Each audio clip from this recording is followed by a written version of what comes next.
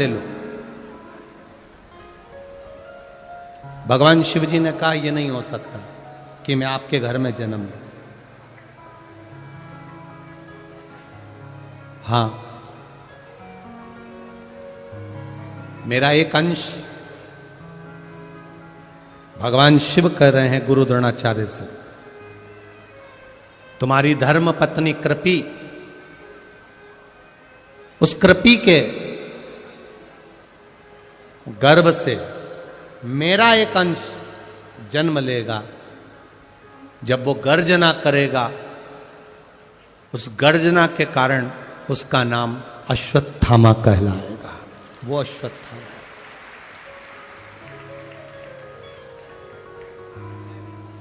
और सुनो द्रोणाचार्य, एक गुरु द्रोणाचार्य, एक बात अच्छे से सुन लीजिएगा जरा।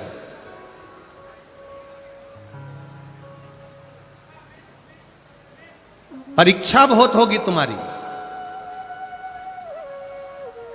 और उस परीक्षा में तुम्हें पास होना पड़ेगा।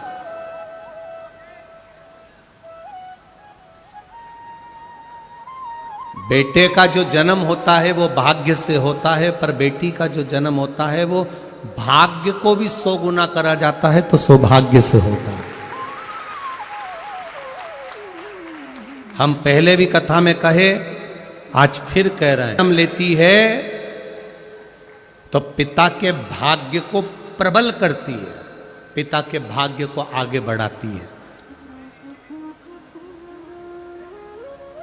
बेटी के जन्म से बाप का, पिता का जो भाग्य है वो प्रबल होता है, बढ़ता है।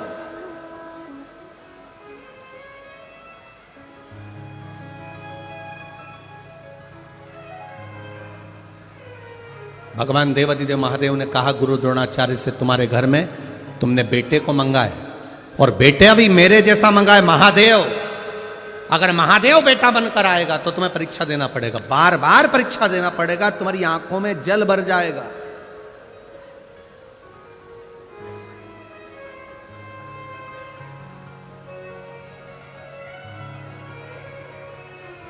बार बार तुमको रोना पड़ेगा। गुरु द्रोणाचार्य ने कहा,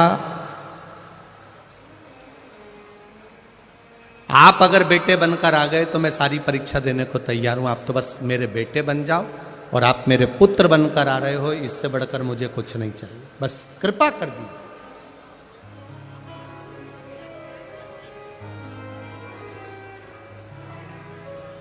ठीक है, देवादिदेव महादेव ने वर दिया। कृपी, गुरु द्रोणाचार्य जी की धर्म पत्नी कृपी गर्भ से हो गई। कई वर्ष गुरु द्रोणाचार्य को निकल गए थे, पर संतान का सुख नहीं था। कई वर्ष निकल गए। जो दुनिया में कोई नहीं कर सकता वो मेरा देवादिदेव महादेव कर सकता है। जो दुनिया में कोई ना कर पाए,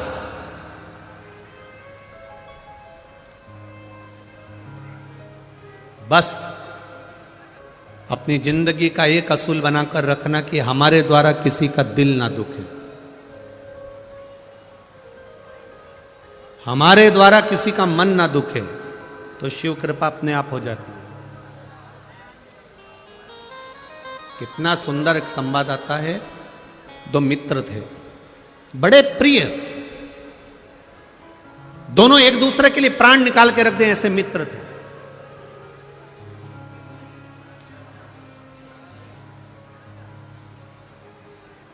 बहुत उनमें प्रेम बड़ा हुआ था, बहुत प्रेम।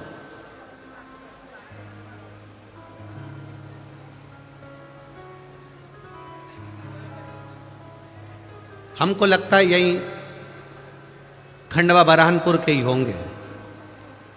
आपस में दोनों में बड़ा प्रेम था।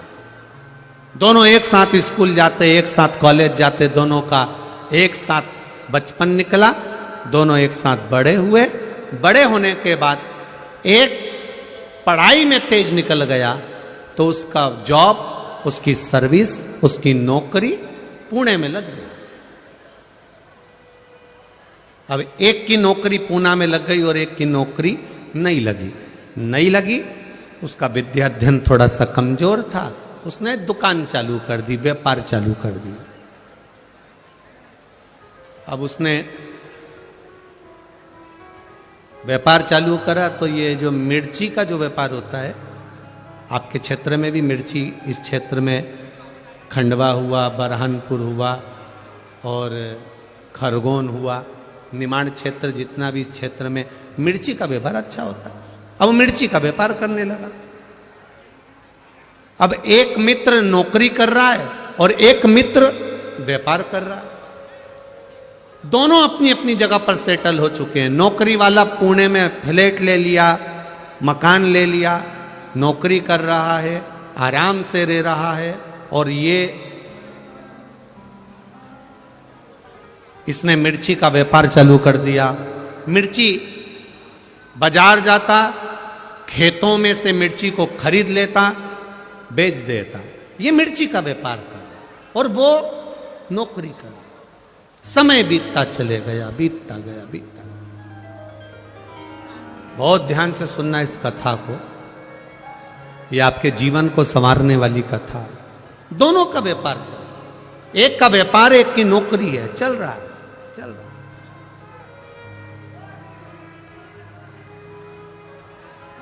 अब धीरे धीरे धीरे धीरे व्यापार करने वाला व्यापार को बढ़ा रहा है, नौकरी करने वाला अपनी प्रमोशन मांग रहा है। समय निकलते गया और समय की अनुकूलता में कंपनी बंद हो गई, नौकरी छूट गई।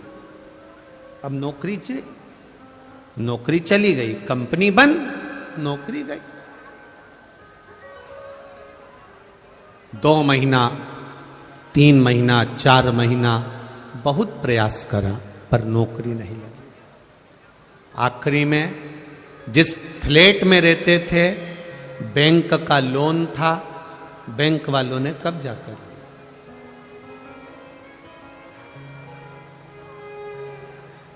अब वो विचार करने लगा, मैं यहां पर रहकर करूंगा क्या। एक काम करता हूं, अपने शहर, अपने गांव जाता हूं। गांव आ गया, गांव आया, 4-5 दिन अपने घर में रहने के बाद उसको याद आई, मेरे दोस्त से मिलता हूं। मित्र के पास गया, मित्र दुकान पर जाकर बैठ गया उसकी। क्या बात है, क्या हुआ? अरे भाई नौकरी चली गई, अब तो सर्विस है नहीं, नौकरी है नहीं, बड़ा दुखी हूं, बड़ा दुखी। क्यों टेंशन लेता है? 1 दिन उसने सुना, 2 दिन उसने सुना, 3 दिन उसने सुना, 4 दिन उसने सुना। 5वें दिन व्यापारी मित्र को दया आ गई और उसने कहा, एक काम करते हैं, अपन थोड़ा व्यापार बढ़ाते हैं। तू बाजार जाना, मिर्ची खरीदना, मिर्ची लाना, बेचना। पढ़ा लिखा है तू, मुझे इतनी पढ़ाई नहीं आती, पैसा मैं लगाऊंगा, मेहनत जम के बोलो तुझे करना। पैसा मैं लगाऊंगा, मेहनत तुझे करना है। और मेहनत भी हल्की नहीं करना है, दिन रात मेहनत करना पड़ेगी, तब जाकर कुछ मिलेगा।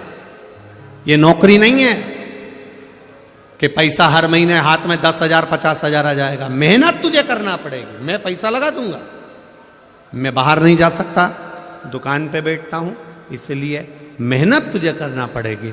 उसने कहा मंजूर है, बस तो फिर 50% तेरा, 50% मेरा। जो भी मुनाफा होगा, जो भी बचत होगी, उसमें आधा तेरा, आधा मेरा। ठीक है। व्यापार चालू हुआ, इसने पैसा लगाना चालू कर दिया। ये बाजार जाता, खेत जाता, मिर्ची खरीदता, बेचता। करते करते करते करते मिर्ची का सीजन समाप्त हो गया। अब इन्होंने जहां मिर्ची बेची थी, दोनों मित्र साथ में मुंबई गए और मुंबई में जहां पर इन्होंने व्यापारी की यहां मिर्ची बेची थी, उसके यहां पहुंच गए। भाई हिसाब कर लो, ठीक है, करिए हिसाब किया,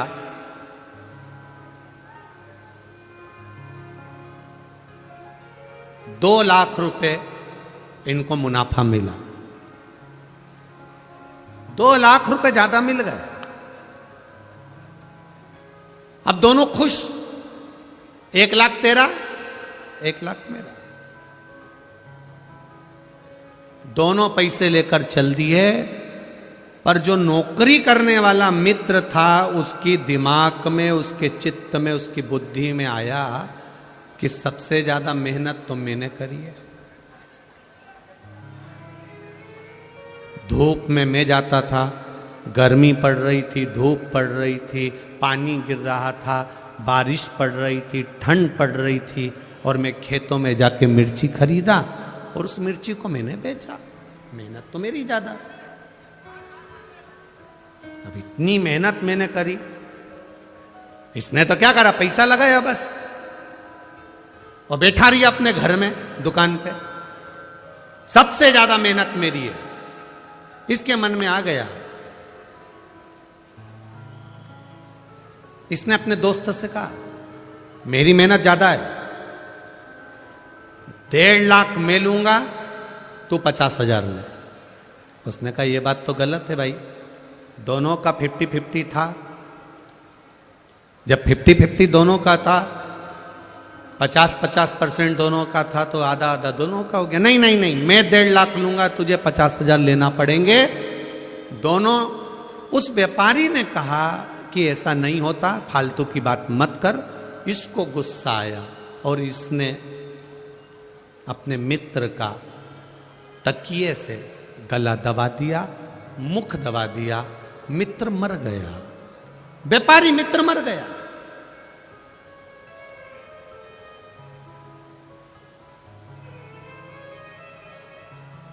तड़प तड़प के मर रहा, मर गया। मित्र मरा, ये रोता हुआ मित्र के घर गया। मित्र के घर रोता हुआ गया।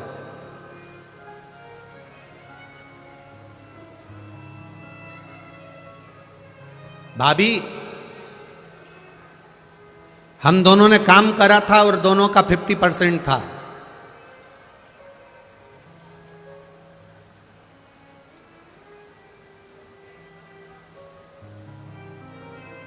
दोनों का 50% था। 60,000 रुपए की बचत हुई, उसमें से ये 30,000 रुपए भाभी मेरे दोस्त के हिस्से के आपको दे दिए और 30,000 मैंने रख लिए। अब घर के लोगों को लगा कितना ईमानदार व्यक्ति है। अब उनको तो मालूम ही नहीं था कि इतना बच गया, उनको तो मालूम पड़ा कि 30,000 कम से कम इसने वापिस लाके दिए तो सही।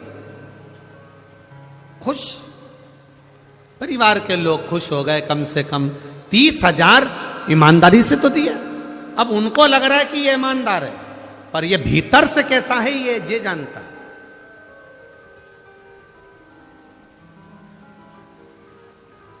कितने रख लिए उसने, दोस्त ने कितने रख लिए?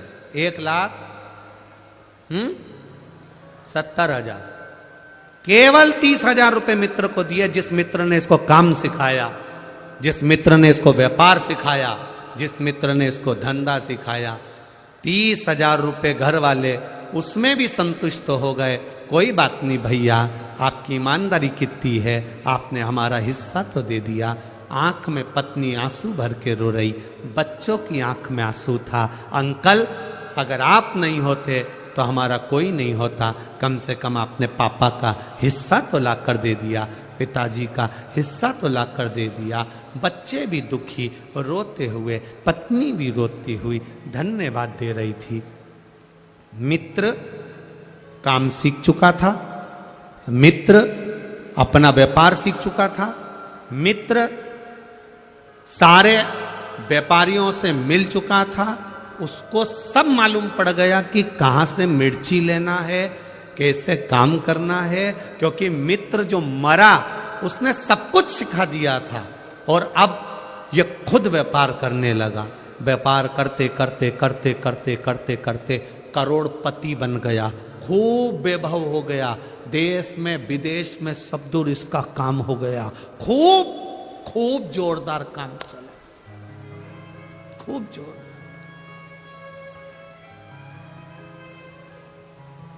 अब शादी हो गई इसकी, शादी होने के बाद घर में एक बच्चा हो गया,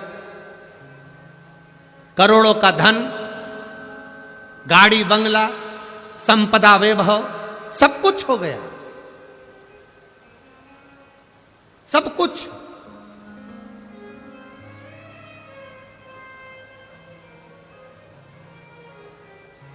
घर में बेटे ने जन्म ले लिया, बेटा 20 साल का हो गया, और बढ़ते बढ़ते बेटा 25 साल का हो गया, खूब खुशियां घर के अंदर, रोज पार्टियां हो रही हैं, रोज धन आ रहा है, गाड़ियां बदली जा रही है, वैभव आ रहा है, जो बेटा कह दे बाप वो लाकर रख दे, जो पत्नी कह दे वो पति लाकर रख दे, इतनी संपदा बढ़ती चली, इतना वैभव बढ़ता चला, इतना वैभव।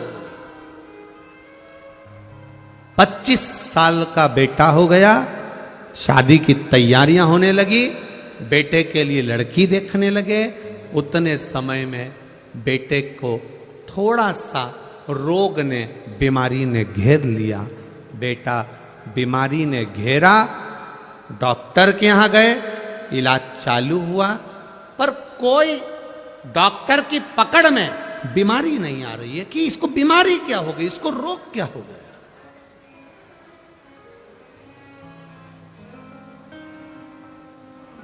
क्या बीमारी हुई है इसको, किसी को नहीं मालूम।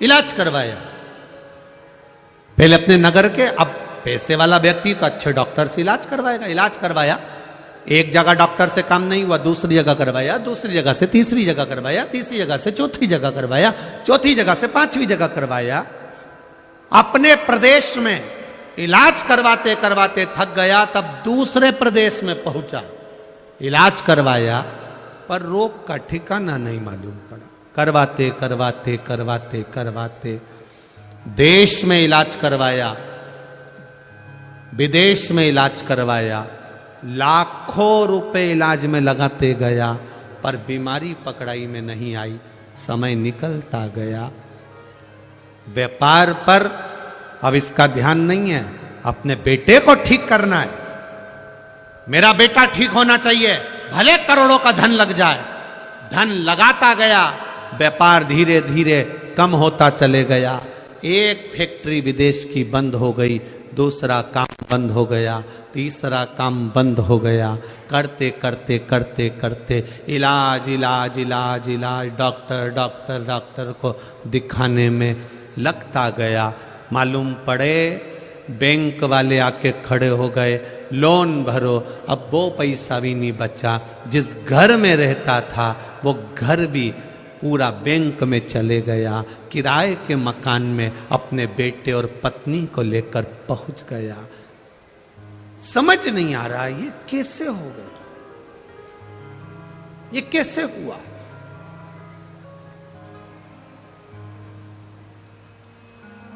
समाप्त होते चले गए।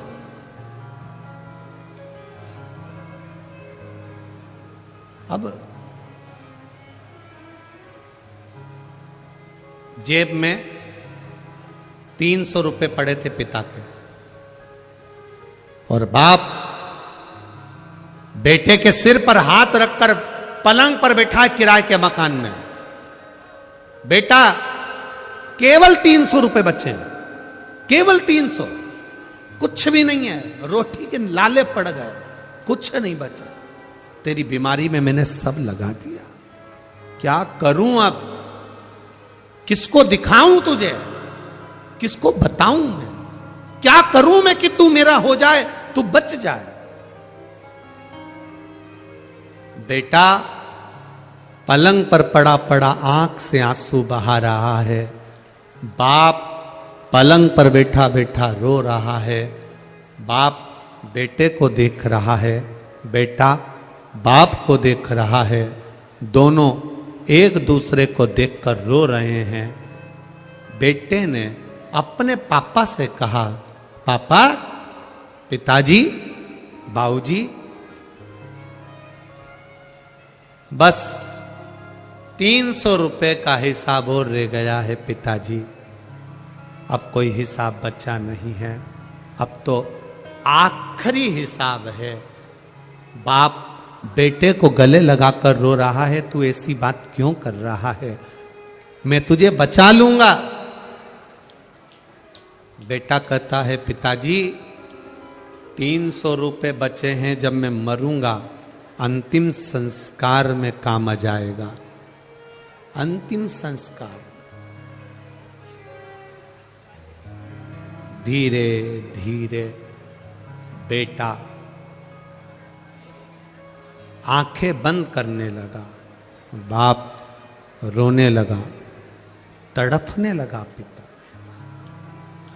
बाप रो रहा है, आंखें बंद कर रहा है बेटा, पिता रो रहा है, नैनों से अश्रु गिर रहे हैं बेटे के, रो रहा है बेटा, बाप भी रो रहा है। धीरे धीरे धीरे धीरे नेत्र बंद होते चले जा रहे हैं, आंखें बंद होती चली जा रही है, नयन बंद होते चले जा रहा है, तड़फ रहा। प्राण छूटने में एक क्षण रह गया। बेटे ने अपने पिता से कहा, पिताजी, मैं आपका बेटा नहीं हूं, मैं वही आपका मित्र हूं जिसके 70,000 रुपए आपने ज्यादा खा लिए थे, आज 70 करोड़ रुपए निकाल कर लेकर जा रहा।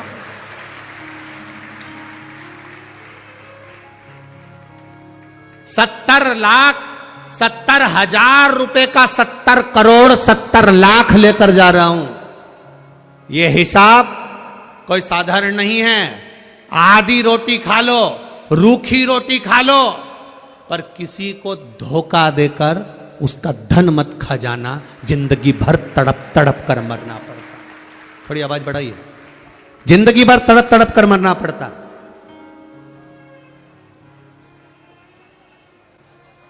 आधी रोटी खा लो, एक रोटी खा लो, बिना घी की रोटी खा लो, रूखी रोटी खा लो, किसी का वैभव, किसी का धन, कोई तुम्हारा साथ दे रहा है, तुमको उसने तुम्हारे बुरे वक्त में उसने तुम्हारे को 5,000, 50,000, 25,000, 1 लाख, 2 लाख रुपए उसने तुम्हें बुरे वक्त में दे दिए, तुम्हारा साथ निभा दिया। अब तुम्हारा फर्ज है कि उसका एक एक रुपया, अठन्नी अठन्नी भी उसको वापस देना है, नहीं तो ना जाने कौन तुम्हारे घर में जन्म लेगा और वो कहां रुपया लगा कर जाएगा, ये तुमको भी नहीं मालूम पड़ता है। बहुत कठिन है महाराज, बहुत कठिन।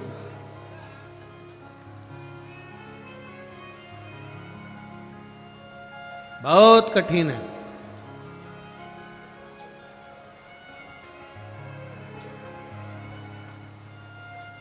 करोड़ों का धन आता है, करोड़ों का वैभव आता है, ये भी बनाना है, वो भी बनाना है, वो भी बनाना है, ये भी करना है, वो भी करना है, सब कुछ करना है। करोड़ों का वैभव होता है, करोड़ों का धन आता है, पर हम कितना उसको लगा रहे हैं और कितना हम भोग कर रहे हैं, यह हमको अंदाजा होना चाहिए। मत बुरे कर्म कर बंदे, वरना पछताएगा, भगवान की आंखों से तू बच नहीं पाएगा, तू बच नहीं पाएगा। अरे ओ अज्ञानी मत करना, तेरे कर्म का फल भी तू ही पाएगा, जैसा किया तूने तेरे आगे आएगा। मत बुरे कर्म कर बंदे, वरना पछताएगा। भगवान की आंखों से तू बच नहीं पाएगा, तू बच नहीं पाएगा। सबसे छुपा सकते हो, हर जगह से छुपा कर रख सकते हो, पर मेरे विश्वनाथ से छुपा कर नहीं रख सकते। एक एक श्वास का 21,600 श्वास जो मनुष्य के शरीर से निकल रही है, एक एक श्वास का हिसाब मेरा महादेव इस मृत्यु लोक को छोड़ने से पहले पूरा हिसाब ले लेता है कि तूने करा क्या है, पूरा हिसाब।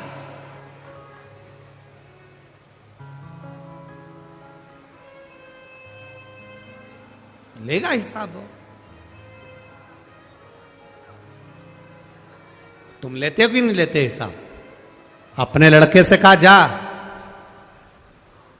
50 रुपए ले जा, 10 रुपए का सर्फ ले आना, 10 रुपए का साबुन ले आना, 10 रुपए का बिस्कुट ले आना। बेटा आया, आकर माँ ने सिचुएशन ऐसी बनाती है कि बहुत अर्जेंट है, पर बात कोई अर्जेंट नहीं निकलती है। बात केवल इतनी सी निकलती, तुम्हारी मम्मी ने वो जेठानी को ये दे दिया। बात एकदम अर्जेंट वाली नहीं होती है। कभी एकदम तुमको अगर कोई एकदम कोई बम फोड़े और एकदम अर्जेंटता दिख जाए, साहब अर्जेंट। अब पार्वती जी ने पूछ लिया तो शिव जी बोल दिए, बाबा आज तो आप भिखारी का रूप रख कर आए हो, भिक्षु बन कर आए। शिव जी बोले जल भी वैसे ही चढ़ा है, कपड़े का छींटा मिला। आपको क्रोध नहीं आया? भोलेनाथ जी बोले क्रोध नहीं आया है। कई लोग कहते हैं शंकर भगवान संहार के देवता है, ये दुनिया कहती है, पर दुनिया के लोग कहते होंगे कि शंकर भगवान संहार के देवता हैं, पर मेरा हृदय कहता है शिव महापुराण की कथा, स्कंद पुराण, लिंग पुराण, नर्मदा पुराण, गर्ग संहिता कहती है ये संहार का देवता नहीं, ये संवारने वाला देवता है।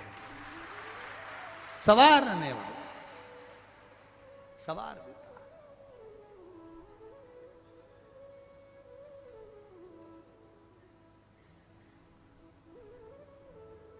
इसीलिए दुनिया के लोग उसकी चाकरी करते हैं, उसकी नौकरी करते हैं, इसीलिए करते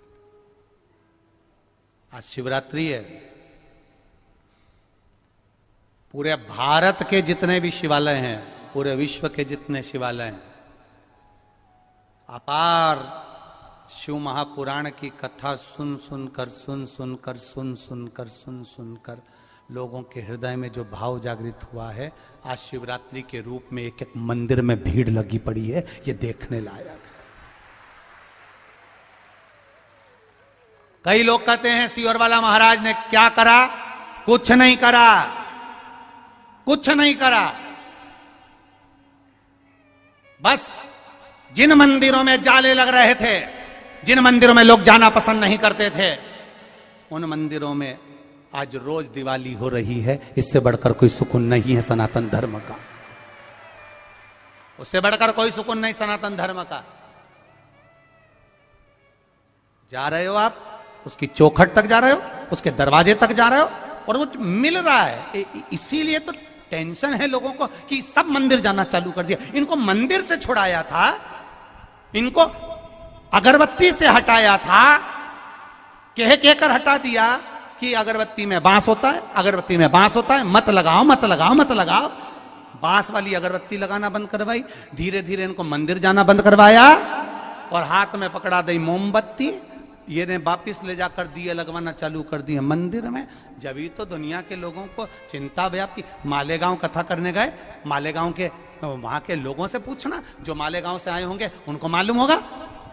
मालेगांव वालों से पूछना कि मालेगांव में कथा चालू होने से 2 दिन पहले कितने पत्र गए हैं कलेक्टर ऑफिस में, एसपी ऑफिस में कि सियोर वाला महाराज नहीं पहुंचना चाहिए। बरहानपुर वालों से पूछना कि बरहानपुर कथा होने से पहले कितने पत्र गए हैं कलेक्टर ऑफिस और एसपी ऑफिस में, किसी और वाला महाराज नहीं पहुंचना चाहिए, तो फिर ये कुबेरेश्वर धाम पर नहीं आएंगे? कितने पत्र गए, ढेर लगा हुआ है।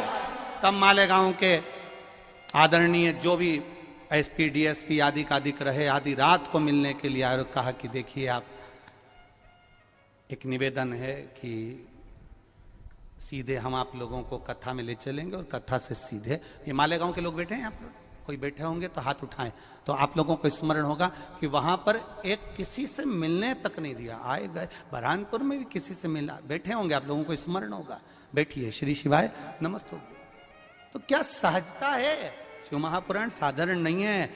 एक एक को ले जाकर मंदिर जाओ, शिवालय जाओ, उसके दरवाजे तक तुम जाओ तो वो भी तुम्हारे दरवाजे तक जरूर आएगा, ये निश्चित है। सहजता है।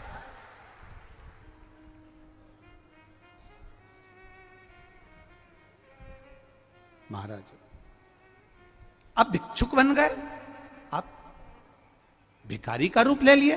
शिव जी बोले अपने भक्त के उद्धार के लिए एक लोटा जल जो चढ़ाया था उसके पिता ने, एक लोटा जल जो उसकी माता ने चढ़ाया था, सारा वैभव उसका चले गया था। अब कोई बात नहीं, उस जल का कर मुझे चुकाना है, जल का कर मैं चुकाऊंगा। एक पत्र आया देख,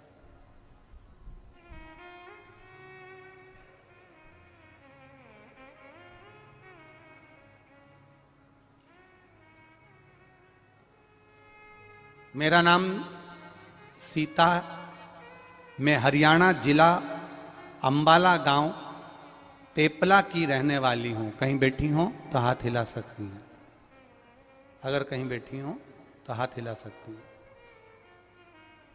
अब इतनी भीड़ में ना जाने कहाँ बैठी होंगी, है क्या, दिख गई क्या?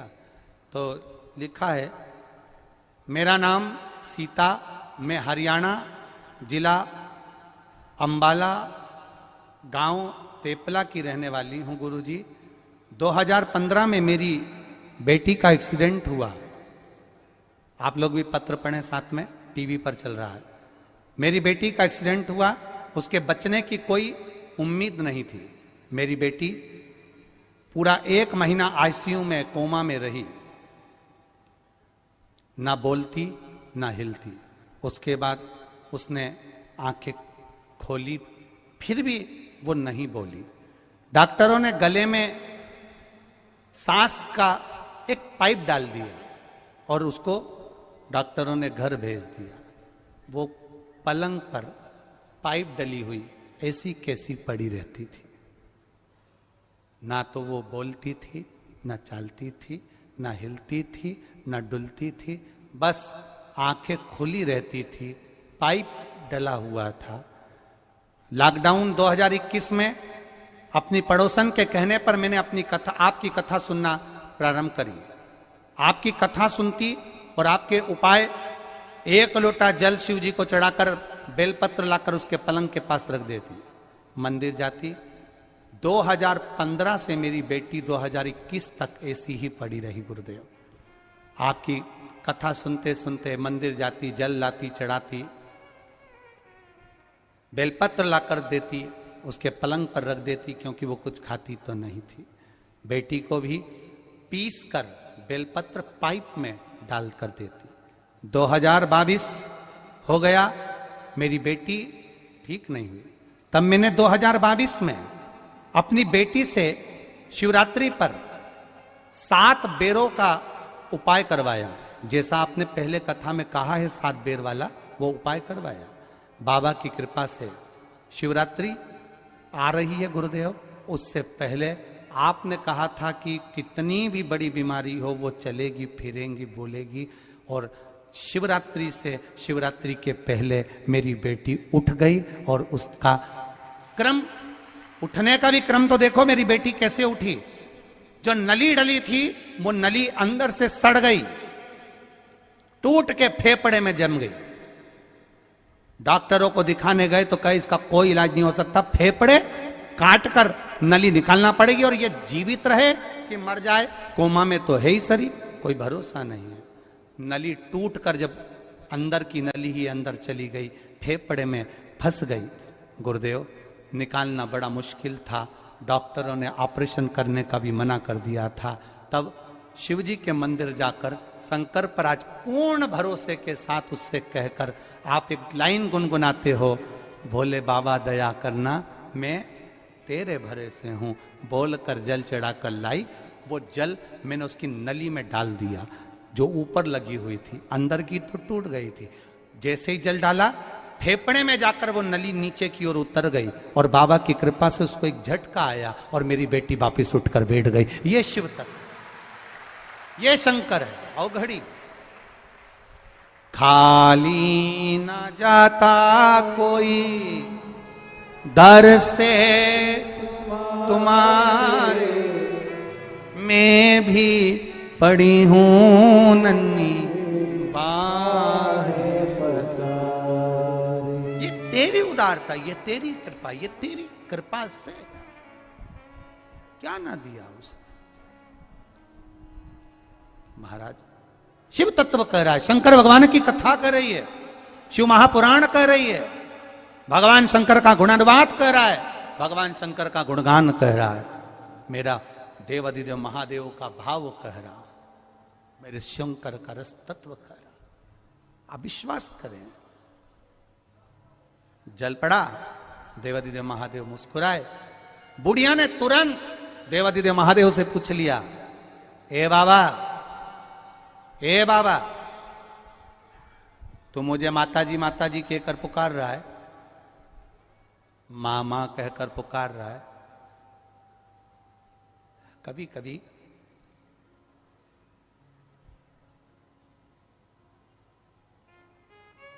किसी किसी को आंटी कह दो तो बुरा लग जाता है। अब शंकर भगवान भिक्षुक का रूप धर के उसको क्या कह रहा है, मां भिक्षाम देई, मां भिक्षाम देई, मां भिक्षाम देई। कभी कभी ऐसा होता है। एक मां के दरवाजे पर एक भिखारी रोज जाता था भिक्षा मांगने के लिए, रोज पहुंच जाता, भिक्षाम दे ही भिक्षाम दे। बुढ़िया उसको डांट के गाली दे के भगा देती, रोज गाली देती बुढ़िया और उसको भगा देती।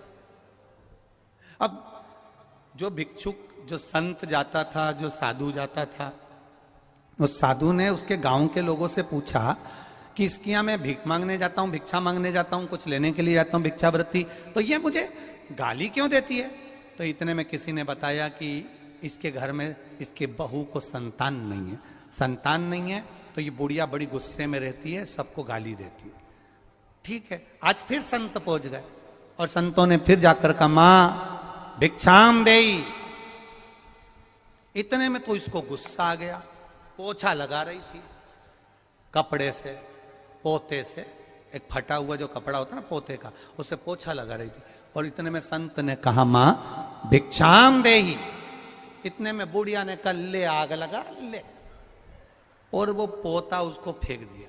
अब जो पोता फेंका, फेंकते से ही संत उस पोते को लिए, उसको ले जाके धोए, खूब धोए, धो के उसका चिंदी फाड़ी, फाड़ कर बत्ती बनाई, बत्ती बनाकर घर में उसको जलाया। जलाया, जलाते से संत ने कहा, बड़ी कृपा करी माँ ने, 3 दिन से सोच रहा था कि घर में अंधेरा हो रहा है, बाती किसकी जलाऊं। बुढ़िया ने मेरी झोली में पोता दिया है, भगवान एक कृपा करना कि इसके घर में भी पोता दे ही देना, पोता दे ही देना। अब उसके घर में तुरंत भगवान संत ने बूढ़ी मां से कहा, मां रोज तेरे दरवाजे पर आता था तू गाली देती थी, रोज तेरे दरवाजे पर आता तो तू अपशब्द कहती थी, रोज तेरे दरवाजे पर आता था तू आड़ा टेढ़ा कहती थी, तूने कभी एक चावल का दाना नहीं दिया, जिंदगी में पहली बार तूने पोता दिया तो मैंने भी तुझे पोता दिया। जब तुम एक भरा हुआ लोटा जल का लेकर शिव के मंदिर में जाते हो, शंकर भगवान को जल चढ़ाते हो, जैसा लोटा तुम्हारा भरा हुआ जाता है, वैसा ही भगवान तुम्हारा घर भरते चला जाता है। क्या दिया?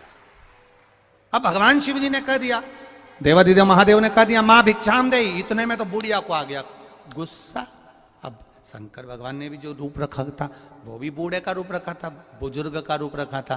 तो अब बुढ़िया को आया गुस्सा और बुढ़िया ने पलट कर, पहले तो वो छींटा दे दिया, पलट के बोली तेरी अपनी भी तो उम्र देख ले। अब महादेव तो महादेव खूब मुस्कुराए, हंसे, प्रसन्न हुए, क्योंकि शंकर का जो भक्त होता है वो बड़ा भोला होता है, बड़ा भोला।